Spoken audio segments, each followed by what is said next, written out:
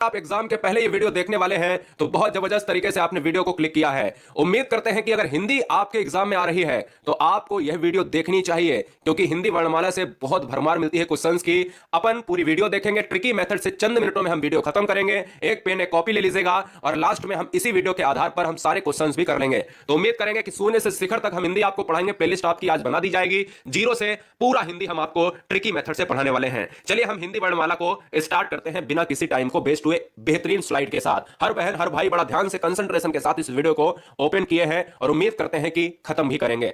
देखिए हिंदी वर्णमाला में आप सभी जानते हो, पहले हम कुछ डिस्कस कर लेते हैं जो आप सब जानते हो लेकिन जानना बहुत जरूरी है। देखिएगा हिंदी वर्णमाला में जब हम पढ़ते हैं तो वर्णमाला से ही पहला क्वेश्चन आ जाता है कि टोटल नंबर ऑफ जो आपके अक्षर होते हैं, वर्ड होते हैं, वो कितने होते हैं। दूसरी चीज, वर्णमाला किसे कहते हैं? भाई समूह को वर्णमाला कहते हैं, वर्णों के समूह को वर्णमाला कहते हैं या व्यवस्थित समूह को वर्णमाला कहते हैं? तो सुनिएगा, हम दोनों तरीके से आपको बताएंगे। जब क्वेश्चन में पूछा जाए कि हिंदी वर्णमाला क्या है तो वर्णों के समुदाय को ही वर्णमाला कहते हैं। अगर ये ऑप्शन में है तो ये लगाइएगा। अगर इसके अलावा मिले कि व्यवस्थित क्रम को, यानी वर्णों के व्यवस्थित क्रम को ही क्या कहते हैं? वर्णमाला कहते हैं। जिस तरीके से एक माला में व्यवस्थित क्रम से मोतियों की संख्या होती है, वही उसी तरीके से व्यवस्थित क्रम का मतलब होता है कि का के बाद खा आएगा। मेरी बात समझे? हिंदी वर्णमाला में संख्या अगर पूछे तो कितने होते हैं? टोटल नंबर होते हैं 52 होते हैं। अब बात आती है कि क्वेश्चंस कहां से बनते हैं। कहता है हिंदी वर्णमाला को कितने भागों में बांटा गया है। तो अगर प्रकारों की बात करें, स्वर में यानी वोवेल्स में बांटा गया है और व्यंजन में यानी कंसोनेंट्स में बांटा गया है। कोई डाउट? Any doubt? हम लास्ट में क्वेश्चंस भी करेंगे, पहले इस चैप्टर को पूरा पढ़ना बहुत जरूरी है, ठीक है ना? चलिएगा। अब देखिए स्वर और व्यंजन में बांटा है तो स्वर को पढ़ना जरूरी है, क्योंकि क्वेश्चंस यहां से बनते हैं कि भैया ये बता दीजिएगा कि समृद्ध स्वर क्या होता है, विभ्रत स्वर क्या होता है, प्लुत स्वर क्या होता है। तो यहां से जब क्वेश्चन बनते हैं ना तो हम बड़ा परेशान हो जाते हैं। तो कोई बात नहीं, यहां पर देखिएगा स्वर की बात करें जिसको हम वोवेल कहते हैं, यानी जिन वर्णों का उच्चारण बिना किसी अवरोध के तथा बिना किसी दूसरे वर्ण की सहायता से होता है उन्हें क्या कहेंगे? स्वर कहेंगे। अगर देसी भाषा में कहें कि भैया स्वर वही होते हैं जो स्वतंत्र रूप से बोले जाते हैं, जिन्हें किसी की आवश्यकता ही ना पड़े। याद रखिएगा, वही क्या होते हैं? वोवेल्स होते हैं, स्वर होते हैं जहां पर बोलते समय, उच्चारण करते समय किसी अन्य की सहायता ना लेनी पड़े, उसे हम स्वर कहते हैं। स्वरों की संख्या कितनी होती है? 11 होती है। यह आपको दिमाग में रखना है। स्वरों की संख्या कितनी होती है? 11। अगर वर्ड की संख्या पूछे तो पूरे हिंदी वर्ड में 52 वर्ड होते हैं। क्लियर हुआ? आगे जैसे जैसे बढ़ेंगे ज्ञान कम नहीं होगा, ज्ञान आपका बढ़ता ही जाएगा। अगर चैनल पर आए हैं तो हिंदी की यह पहली वीडियो है और लास्ट तक हम हर चैप्टर को ट्रिकी मेथड में सॉल्व करने की कोशिश करेंगे, इसलिए सब्सक्राइब कर ले। अपना शहर जरूर लिखें कि किस सुंदर शहर से आप आते हैं, या हमारी कोई बहन गृहिणी या भाई आता है, आती है। जी हां, हमने अभी बताया है कि स्वरों की संख्या कितनी होती है? 11 होती है, ठीक है। अच्छा, स्वरों की संख्या 11 होती है तो कौन कौन से होते हैं? एक छोटा आ, बड़ा आ, छोटी ई, बड़ी ई, छोटा ऊ, बड़ा ऊ, ए ओ और री होते हैं। एक बार स्क्रीनशॉट ले लो, पता चले यहां पर क्वेश्चन में कह दे कि निम्नलिखित में से स्वर कौन सा नहीं है, ठीक है ना? फिलहाल पहचान लोगे तो बहुत छोटी चीज है। अब बात कर रहे हैं कि यहां पर क्वेश्चन बनता है कि बता दो कि स्वर जो है प्रकार में बांटे गए हैं तो वो कितने प्रकार के बांटे गए हैं। अगर क्वेश्चन में केवल आए मुख्यतः स्वरों को कितने भागों में बांटा गया है, तब दिक्कत हो सकती है। दिक्कत लेने की बात नहीं है, केवल आपको मारना है या तो 2 ऑप्शन में हो तो 2 मारिएगा, या तो 3 ऑप्शन में हो तो 3 मारिएगा। मुख्यतः आपको 2 ही मारना है आंसर में, ठीक है ना? मुख्यतः आपको 2 ही आंसर में मारना है, एक है ह्रस्व स्वर और एक है दीर्घ स्वर। केवल 2 ही मारे जाते हैं। अब हम तीनों प्रकारों को पढ़ लेते हैं। देखिएगा ह्रस्व स्वर में क्या क्या आता है? ह्रस्व स्वर में वो होता है जहां पर हम बोलते समय कम दम लगाएं। देसी भाषा में पढ़ा रहा हूं, जिसको बोलते समय, उच्चारण करते समय हम ज्यादा दम ना लगाएं, ज्यादा गति से ना बोले, यानी धीमी गति से बोल सकते हैं, जैसे आ, ई, ऊ। जितने छोटे हैं जिनमें कम दम लगता है वो ह्रस्व है। दीर्घ में ज्यादा दम लगता है और प्लुत स्वर में ज्यादा दम, मतलब दीर्घ से भी ज्यादा दम। तो क्वेश्चन में क्या है? जिनको बोलते समय बिल्कुल कम गति का यूज हो ह्रस्व, ज्यादा गति का और सबसे अधिक गति का प्लुत स्वर में ओम। तो मैं कह सकता हूं ओम को हम बहुत देर तक बोलते हैं, ठीक है ना? तो मेरी बात समझ में आ गई? एक बार क्या है, इसको रिवाइज कर लेंगे, क्वेश्चन में आपको जबरदस्त तरीके से बता देंगे, ठीक है ना? कोई डाउट? एनी डाउट नहीं होना चाहिए। चलिए अब देखिएगा, स्वरों का वर्गीकरण एक में आता है कि ये बता दीजिएगा कि समृद्ध स्वर क्या होता है, विभ्रत स्वर क्या होता है। वहां से 1 नंबर का क्वेश्चन आएगा, हम आगे पढ़ेंगे, अभी टेंशन नहीं लेने का। पहले व्यंजन को और खत्म कर लेते हैं। देखिए दोस्तों, जब व्यंजन की बात करते हैं ना तो व्यंजन को पढ़ते समय हम क्या जानते हैं? हमने स्वर को पढ़ा ऊपर, तो मैंने कहा कि ऐसे वर्ड जिनको बोलते समय हम किसी की सहायता नहीं लेते हैं स्वर कहलाते हैं। लेकिन व्यंजन उल्टा है। व्यंजन कॉन्सोनेंट क्या कहता है? ध्यान दीजिएगा, स्वरों की सहायता से, मतलब स्वर कहता था मुझे किसी की सहायता नहीं चाहिए, देखिए व्यंजन कहता है मुझे चाहिए, और किसकी? स्वर की सहायता चाहिए। मतलब अगर स्वरों की सहायता से बोले जाते हैं वो क्या कहलाएंगे? वो कंसोनेंट कहलाएंगे, व्यंजन कहलाएंगे। यह आपको याद रखना है। और संख्या ही पूछी जाती है एग्जाम में कि संख्या कितनी है? स्वरों से 3 गुना, यानी स्वर की संख्या है 11 और व्यंजन की संख्या है 33। हिंदी में टोटल वर्ड 52। मैं फिर से कह रहा हूं, स्वर की संख्या 11, व्यंजन की संख्या 33। हिंदी में टोटल वर्ड पूरे आपके 52 वर्ड हैं या नहीं है? बताओ, जल्दी से बताओ, क्या हुआ? कोई समस्या नहीं होनी चाहिए। चलिए एक बार और याद रखिएगा, क्वेश्चन यहीं से बनता है, बहुत बार क्वेश्चन बना है कि मुझे यह बता दीजिएगा कि हिंदी में अगर स्वर व्यंजन आपको पता है तो चलिए कोई दिक्कत नहीं है, लेकिन यह बताओ कि स्पर्श व्यंजन की संख्या कितनी होती है? क्या हिंदी में स्पर्श व्यंजन की संख्या कितनी होती है? हिंदी में स्पर्श व्यंजन की संख्या कितनी होती है? कोई मुझे बताएगा? बताइए, जवाब दीजिएगा। तो आंसर क्या होगा? 25 होती है। जवाब दीजिएगा कैसे? का, खा, गा, घा, 1 2 3 4 5, 1 2 3 4 5, इसको अभी ना गिनना। 1 2 3 4 5, इसको भी नहीं, क्योंकि आप सभी जानते हो उसमें आते हैं। 1 2 3 4 5 और ये भी 5, यानी 5 5 5 5 5, ठीक है ना? यानी 1 line, 2 line, 3 line, 4 line, 5 line. तो स्पर्श व्यंजन की संख्या है 5 गुणे 5, हर सदस्य 5 5 और 5 लाइन, 25 हो जाएगी। याद रखिएगा, ठीक है ना? क्योंकि यहां पर मैंने ये क्यों लिखा है? क्योंकि आपको उच्चारण में पूछ सकता है कि मूर्धन्य कौन सा है, तो सा भी मूर्धन्य होता है। तालब्य, ये वाला सा कैसा है? तो ये भी तालब्य है। तो फिलहाल याद रखना है कि जो कंठ से बोले जाते हैं वो काखा गाघा इंज्ञा है, जो तालब्य से बोले जाते हैं वो चा वर्ग में आते हैं, जो मूर्धन्य से बोले जाते हैं वो टा वर्ग में आते हैं, जो दंत से बोले जाते हैं वो ता वर्ग में आते हैं, और जो ओष्ठ से बोले जाते हैं, जैसे ओंठ का यूज करते हो, जैसे पापा बोलते हो, फूफा बोलते हो, बाबा बोलते हो, भाभी बोलते हो, मामा या मामी बोलते हो, तो आप देखो अपने ओंठ को चलाते हो, है ना? मेरी बात समझ पा रहे हो? अगर जैसे आपने बोला यहां पर दवात, तो बिना दांत के आप नहीं बोल सकते हो, आप बोल के देखो दवात। तो आपसे क्वेश्चन कैसे पूछेगा? आपसे क्वेश्चन ऐसे पूछेगा कि निम्नलिखित में से कौन सा दंत है? अगर इनमें से आए तो आप दंत मार दीजिएगा। कौन सा ओष्ठ है? आप इनमें से आए तो आप ओष्ठ मार दीजिएगा, है ना? बस एग्जाम हॉल में अगर बैठे हो ना, तो क्वेश्चन करते समय अपने मुंह को चला लेना, आंसर फटाक से लग जाएगा, ठीक है ना? याद रखिएगा। चलिए आगे के 4 पॉइंट हम और बताते हैं जबरदस्त। अंतःस्थ व्यंजनों की संख्या कितनी होती है? अंतःस्थ व्यंजनों की संख्या कितनी होती है? तो आपको केवल मारनी है 4। अब बोले कौन कौन सी होती है? जब कौन कौन सी होती है तब हमें और ज्ञान लेना चाहिए। या, रा, ला, बा, ये 4 होते हैं। अब क्वेश्चन कोई भी कर लोगे, अगर क्वेश्चन में आ जाए कि निम्नलिखित में से कौन सा अंतःस्थ व्यंजन है और कौन सा नहीं है, तो आंसर से आसानी से मार लोगे ना, क्योंकि 11 ला में से एक भी आ सकता है, या 2 भी दे सकता है, 3 भी दे सकता है, 4 दे सकता है, तो आपको मारना पड़ेगा। सिंपल सी बात मेरी समझ गए ना? तो आपको वहां पर क्या करना पड़ेगा? मारना पड़ेगा भैया, ठीक है ना? अब उस व्यंजनों की संख्या कितनी होती है? वो भी 4 होती है, सा सा साहा। संयुक्त व्यंजन की संख्या कितनी होती है? छत्रज्ञा और स्रा होती है, ये भी 4 होती है। और आगत व्यंजनों की संख्या 2 होती है। ये ट्रिकी मेथड से आपको याद रखना है, जा और फा। आगत ध्वनियां जा और फा है। यह जबरदस्त तरीके से एग्जाम में ट्रेंड कर रहा है, क्योंकि ये 3 क्वेश्चन सिंपल हो चुके हैं, लेकिन आते परमानेंट हैं, इस बार भी आएंगे तीनों में से, लेकिन आपको एक एक्स्ट्रा में ये भी क्वेश्चन मिल सकता है, ठीक है ना? याद रहे। ठीक, कोई बच्चा ये ना पूछे कि हमारे लिए वीडियो है या नहीं। अगर हिंदी आपके एग्जाम में आती है तो कोई भी एग्जाम क्रैक होने के लिए रूल नहीं बदलते, पूरी हिंदी आपको पढ़नी पड़ेगी। ये कड़वा सत्य है, पूरी हिंदी पढ़नी पड़ेगी, चाहे 5 नंबर की आए, चाहे 20 नंबर की आए, चाहे 30 नंबर की आए, पूरी पढ़नी पड़ेगी। सिलेक्शन के लिए पूरा ज्ञान लेना पड़ेगा। चलिए वेरी इंपॉर्टेंट पॉइंट क्या है? 4 इंपॉर्टेंट पॉइंट और जानने की कोशिश करते हैं। 5 देखिएगा। जब क्वेश्चन में पूछे कि अंतःस्थ, ऊष्म, और हमने देखा संयुक्त व्यंजन, और हमने देखा क्या? आगत ध्वनियां।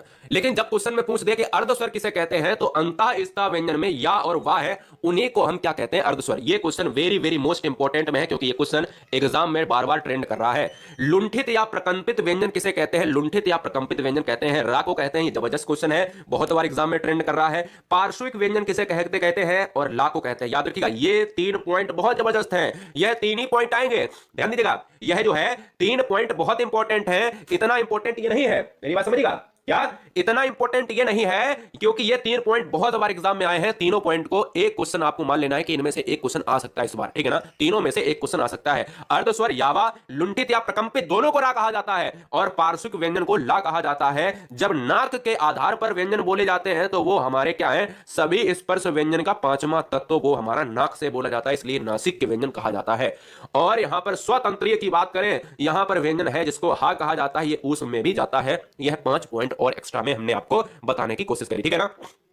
अब बात करेंगे अगले पॉइंट पर। अगला पॉइंट है जिसमें हमने अभी बात की है कि भैया जो रा है और ला है ये इंपॉर्टेंट है। इनको मैं फिर से बताने की कोशिश करूंगा कि भाई लुंठित जो व्यंजन है, क्या लुंठित व्यंजन को रा कहेंगे तो कहेंगे, मैंने क्या बोला, लुंठित को रा कहेंगे कहेंगे, प्रकंपित को रा कहेंगे कहेंगे, और पार्श्विक होता क्या है, पार्श्विक को ला कहेंगे कहेंगे तो कहेंगे। इसके उच्चारण में वायु जीभ के पास से निकल जाती है। जैसे आप ला बोलोगे तो ला जो है ना वो पूरी जो है फोल्ड हो जाती है जीभ। देखो आप बोल के ला, ला फोल्ड हो जाती है और बगल से क्या निकल जाती है, दोनों तरफ से आपकी हवा निकल जाती है, वायु निकल जाती है। इसी को पार्श्विक कहते हैं। क्लियर? समस्या समाधान हो गया। समस्या का समाधान हो गया ना। कोई समस्या नहीं रहनी चाहिए। कोई भी बच्चा ये नहीं कह सकता है कि सर कोई भी समस्या है, प्रॉब्लम है, नहीं होनी चाहिए। ठीक है ना? बस नोट्स बनाते जाना, आपने नोट्स बनाते जाना। एक क्वेश्चन छूटा हुआ है, एक पॉइंट छूटा हुआ है जो एग्जाम में सबसे पहला पॉइंट आता है, इसको जानना बहुत जरूरी है। जब क्वेश्चन में आया कि ये बता दीजिएगा वह छोटी से छोटी जो है, छोटी से छोटा सा छोटा क्या है जो आपके शब्द या वाक्य में प्रयोग होता है। मैं कह सकता हूं कि वो क्या होगा, वह दोस्तों ध्वनि होगा। यानी वर्ण की परिभाषा क्या है, वह छोटी से छोटी ध्वनि जिसके और टुकड़े नहीं किए जा सकते हैं उसे ही हम वर्ण कहते हैं। याद रखना है कि जब छोटा सा छोटा तत्व पूछा जाए हिंदी में तो आप ध्वनि मारिएगा। जब ध्वनि ना मिले तो ध्वनि से बड़ा क्या है, ध्वनि से बड़ा आपका है भैया वर्ण है। याद रखेंगे, यह पॉइंट आपको याद रखना है। चलिए अब हमने अभी ऊपर जो संयुक्त व्यंजन को पढ़ा है, संयुक्त व्यंजन को हमने अभी ध्यान से पढ़ने की कोशिश करी है। तो हमने कहा कि संयुक्त व्यंजन जो है 4 प्रकार के होते हैं। संयुक्त व्यंजन 4 प्रकार के होते हैं, लेकिन जो मिक्स कॉन्सोनेंट होते हैं वो 4 प्रकार के हैं। तो लेकिन वो बने कैसे हैं, इनको बड़ा ध्यान से देखना, क्योंकि एक नंबर यहीं से फंसेगा। वर्णमाला जिसने पढ़ लिया, मैं ये कह सकता हूं कि वर्णमाला अगर आपने पढ़ लिया 15 से 20 मिनट के अंदर मैं पढ़ाता हूं वर्णमाला को पूरा, और अगर आपने इसको पढ़ लिया तो समझ लो आधा हिंदी का पेपर खत्म हो गया। ठीक है ना? फिर बाद में घोष अघोष ये सब हम आपको पूरी तरीके से बाद में पढ़ाने की कोशिश करेंगे और रोज वीडियो ये चलेगी आपकी। संयुक्त व्यंजन क्या है, मिक्स कॉन्सोनेंट। वैसे तो जहां भी हम 2 या 2 से अधिक व्यंजन मिल जाते हैं वे संयुक्त व्यंजन कहलाते हैं। कि कितने होते हैं, 4 होते हैं, लेकिन वो देवनागरी में 4 होते हैं। फिलहाल हम 3 आपको बताएंगे और चौथा भी बताएंगे। देखिएगा क्वेश्चन में पूछता है कि छा किससे मिलकर बना है, तो छा मिलकर बना है का प्लस सा से मिलकर बना है। हलंत का बड़ा ध्यान देना, क्योंकि एक ऑप्शन ऐसा होता है जो सेम होता है जिसमें हलंत नहीं होता है, और हलंत आपका पहले वाले ही अक्षर में होगा, ये आपको याद रखना है। ज्ञा किससे मिलकर बना है, जा और वहां से मिलकर बना है। त्रा किससे बना है, ता और रा से मिलकर बना है। और एक आपका और है स्रा किससे मिलकर बना है, तो सा प्लस रा से मिलकर बना है। ये भी आप याद कर लीजिएगा। ठीक है ना? कोई समस्या, कोई डाउट नहीं होना चाहिए। ठीक है ना? कोई डाउट नहीं होना चाहिए। चलिए आगे चलेंगे। अयोगवाह, अनुस्वार और विसर्ग ध्वनियां जानेंगे। अयोगवाह वर्ण कौन से होते हैं, तो अयोगवाह वर्ण कौन से होते हैं और अयोगवाह वर्ण कितने होते हैं हिंदी वर्णमाला में, तो ये 2 क्वेश्चन आते हैं। तो अयोगवाह वर्ण होते हैं 2, एक होता है अंग और एक होता है आहा। अयोगवाह वर्ण होते हैं जिन्हें अनुस्वार, जिसमें हम ऊपर की मात्रा बिंदी को देखते हैं, और विसर्ग को हम कहते हैं आहा वाले को देखते हैं। तो अनुस्वार और क्या विसर्ग को दोनों को आपको अलग से याद रखना है। और अयोगवाह वर्ण कितने हैं, तो 2 हैं, एक है अंग आहा, जो अंग है वो अनुस्वार है, और विसर्ग है दोस्तों वो आहा की बात करता है। कोई डाउट, इतना डीप में कोई कहीं पर किताब में भी समझ में नहीं आएगा, क्योंकि हम पूरी तरीके से आपको देसी लैंग्वेज में समझाने की कोशिश कर रहे हैं। अब समझिएगा, एक अनुस्वार होता है जो बताने की कोशिश कर रहा हूं फिर से। अनुस्वार क्या है, स्वर के बाद बोला जाने वाला हलंत जो ऊपर लगता है। मतलब कुल मिलाकर आपको जैसे छंद लिखा है, कंठ लिखा है, प्रपंच लिखा है, अगर विंदी ऊपर है तो ये क्या है, अनुस्वार है। ये अयोगवाह का एक पार्ट है। अयोगवाह का दूसरा पार्ट क्या है, विसर्ग। विसर्ग दोस्तों क्या है, आहा वाला, जैसे संभवतः, अतः, प्रातः। मेरी बात समझ रहे ना? जी हां। तो यहां पर अगर मनः, चलाहा, ये जहां पर आपकी विसर्ग लग जाए, जहां पर आपका क्या लग जाए, ये आपका विसर्ग होता है। तो विसर्ग महाप्राण सूचक का वर्ण है। ये जितने भी हैं आपके पीछे बिंदी लग जाए वो आपकी विसर्ग हैं, जो ऊपर लग जाए वो आपके अनुस्वार है। कोई डाउट, ये किसके पार्ट है, ये अयोगवाह वर्ण के पार्ट हैं। ठीक है?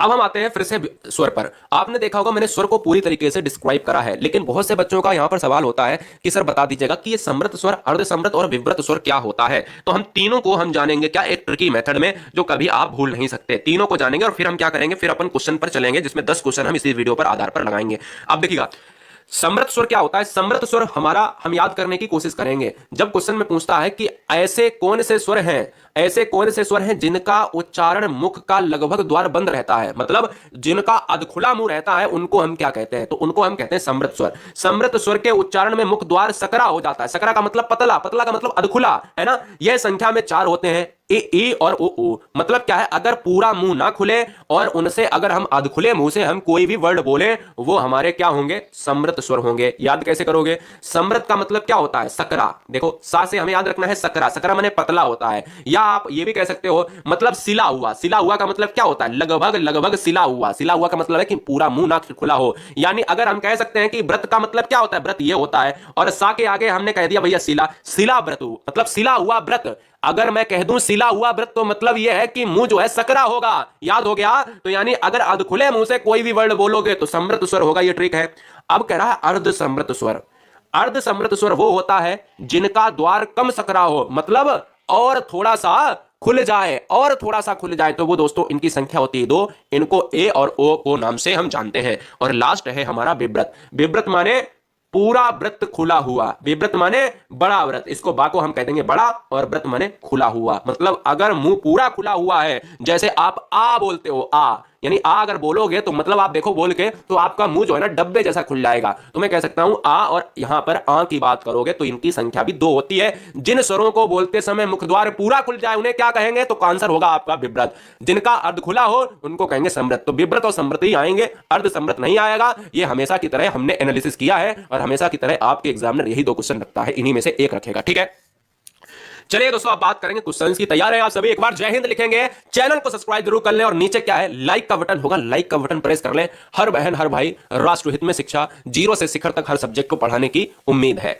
हिंदी में कुल कितने व्यंजन हैं? तो हिंदी में दोस्तों 36 है, 33 है, 35 है, या फिर 34 है। तो हिंदी में अगर बात करें व्यंजनों की संख्या, मैंने कहा 33 होते हैं, ऑप्शन नंबर चला जाएगा 33 के साथ। क्वेश्चन नंबर 2, या कैसा व्यंजन है? या जो है कैसा व्यंजन है, हमने आपको डीप में पढ़ा है, आपको याद है ना। संयुक्त व्यंजन की संख्या 4 थी, है ना। ऊष्म व्यंजन की संख्या 4 थी, अंतःस्था व्यंजन की संख्या 4 थी। मैं कह सकता हूं कि अंतःस्था में या था, रा था, ला था और बा था, इसमें से या और वा अर्धस्वर भी थे, है ना। सिंपल सी बात है। चलिए अगला क्वेश्चन, तीसरा क्वेश्चन, स्पर्श वर्ण कितने होते हैं? स्पर्श वर्ण यानी स्पर्श व्यंजनों की संख्या हमारी कितनी थी? मैं आसानी से कह सकता हूं कि स्पर्श व्यंजन में हमारे आते हैं का, चा, टा, और ता आता है, पा आता है। इसमें भी 5 हैं, इसमें भी 5 हैं, इसमें भी 5 हैं, इसमें भी 5 हैं, और इसमें भी 5 हैं। अगर 5 लाइन में 5 5 तत्व होंगे तो 5 25 हो जाएंगे, यानी आंसर तो डी की तरफ जाएगा ना। चलिए क्वेश्चन नंबर 4 की बात करेंगे। जो व्यंजन 2 या 2 से अधिक व्यंजनों से मिलकर बनते हैं उन्हें हम क्या कहेंगे? हमने ये परिभाषा ऊपर पढ़ाई है, रिकॉल करो चीजों को, फिर से याद करने की कोशिश करो कि पीछे मैंने क्या पढ़ाया। जो व्यंजन 2 या 2 से अधिक व्यंजनों से मिलकर बनते हैं उन्हें हम क्या कहेंगे? उन्हें हम कहेंगे क्या व्यंजन समूह कहेंगे या संयुक्त? तो मैंने कहा 2 या 2 से अधिक व्यंजनों से मिलकर बनेंगे कि नहीं। जब मैंने आपको त्रा पढ़ाया था तो मैंने कहा था कि क्या यह ता प्लस रा से नहीं बनेगा क्या? जब मैंने आपको ज्ञा पढ़ाया था तो मैंने आपसे ये नहीं कहा था कि यह जा प्लस वहां से बनेगा कि नहीं बनेगा। तो सिंपल सी बात ये समझने की कोशिश करिएगा कि आंसर किसके साथ जाएगा, सी के साथ जाएगा। क्वेश्चन नंबर 5, जिन वर्णों का उच्चारण बिना किसी अवरोध के तथा बिना किसी दूसरे वर्ण की सहायता से होता है उन्हें हम क्या कहेंगे? वर्ण कहेंगे, अक्षर कहेंगे, स्वर कहेंगे, या फिर व्यंजन कहेंगे? जवाब दीजिएगा, आंसर क्या होगा। तो दोस्तों उम्मीद करते हैं इस क्वेश्चन का आपने आंसर लगा लिया होगा। तो इस क्वेश्चन में जो बच्चे ऑप्शन नंबर सी लगा रहे हैं, स्वर लगा रहे हैं, तो बताना चाहेंगे बिल्कुल सही बात। मैंने स्वर को इतनी अच्छी तरीके से बताया है कि जो बोलते समय किसी की सहायता ले ही ना, स्वतंत्र रूप से बोले जाएं, संख्या होती है 11, वो स्वर कहलाते हैं। क्वेश्चन नंबर 6, छा कैसा व्यंजन है? स्पर्श है, अंतःस्था है, ऊष्म व्यंजन है, या फिर अगर संयुक्त व्यंजन की बात करेंगे? जवाब दीजिएगा, आंसर क्या होगा। छा कैसा व्यंजन है? मैं कहूंगा कि छा जो है आपका का प्लस सा से अगर बनता है मिलकर, तो ये तो भैया हमारा संयुक्त के साथ जाएगा ना, आंसर भी तो डी के साथ चला जाएगा। चलिए क्वेश्चन नंबर 7 करेंगे। एक बार सभी बच्चे लाइक को प्रेस करेंगे, जितने भी बच्चे हैं दोस्तों। बहुत उम्मीदों के साथ वीडियो बनती है क्योंकि एक मकसद है, राष्ट्रहित में सिलेक्शन चाहिए मेरा। जो बिना किसी अन्य वर्ण के आधार पर बिना नहीं बोले जा सकते, बहुत ध्यान से देखिएगा, जो बिना किसी अन्य वर्ण का आधार लिए बिना नहीं बोले जा सकते, वे होते हैं अयोगवाह होते हैं, अनुतान होते हैं, अल्प प्राण होते हैं, महाप्राण होते हैं। जवाब दीजिएगा। मैं कह सकता हूं 7वें का जो ऑप्शन नंबर ए मार रहे हैं बच्चे, बिल्कुल सही है, याद रखिएगा, अयोगवाह। अब बच्चे बहुत सारे अल्प प्राण महाप्राण, ये अगली वीडियो में आएंगे जो बिल्कुल ट्रिक से पढ़ाऊंगा, ऐसे ट्रिक जिंदगी में नहीं बोलोगे, चाहे अल्प प्राण हो चाहे अलंकार हो, सारी वीडियो नीचे लिंक में मिलेंगी। दूसरी चीज, इस क्वेश्चन का आंसर जाएगा ए के साथ। इनकी संख्या होती है 2, एक होता है अनुस्वार और एक होता है विसर्ग। अंग और आह की बात करेंगे, अयोगवाह कहलाते हैं। क्वेश्चन नंबर 8, ऊष्म वर्ण की बात करें, ऊष्म लिख गया है कोई बात नहीं, ऊष्म वर्ण की बात करें, कितने होते हैं? 7 होते हैं, 5 होते हैं, 4 होते हैं, या फिर 3 होते हैं? तो आज आंसर किसकी बात करेंगे? आंसर जाएंगे भैया यहां पर हम चले जाएंगे किसके साथ? हम चले जाएंगे भाई यहां पर ऑप्शन नंबर किसके साथ? 4 के साथ, यानी ऑप्शन नंबर 3, यानी उत्तर होगा 4। क्वेश्चन नंबर 9 की बात करेंगे, 9 की बात करेंगे, जवाब दीजिएगा।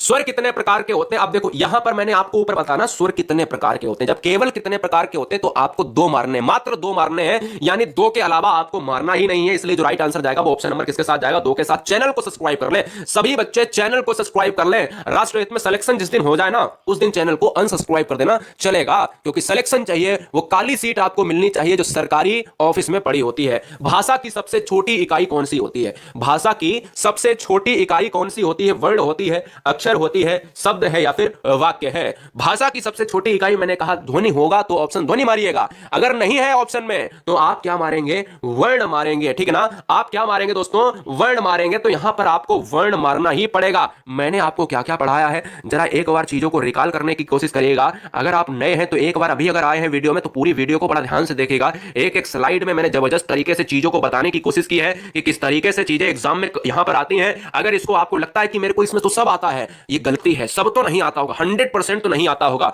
मैं कह सकता हूं कि 100% तो आपको नहीं आता होगा, और मैं ये भी कह सकता हूं कि आप सभी इस वीडियो को अगर देख लेंगे तो आप क्या कहलाओगे? आप भैया सर्वशक्तिमान कहलाओगे। आप भैया, सिंपल सी बात है कि क्या नहीं, वर्णमाला से कोई भी क्वेश्चन यहां पर नहीं निकलने वाला है। सबको देखना बहुत है कि अनुस्वार और विसर्ग क्या होता है। जबरदस्त तरीके से सारी चीजें, समृत विब्रत की बात करें, अर्धविब्रत की बात करें, और लास्ट के 10 क्वेश्चन को जबरदस्त तरीके से मैंने यहां पर ट्रेंड कराने की कोशिश करी है। हर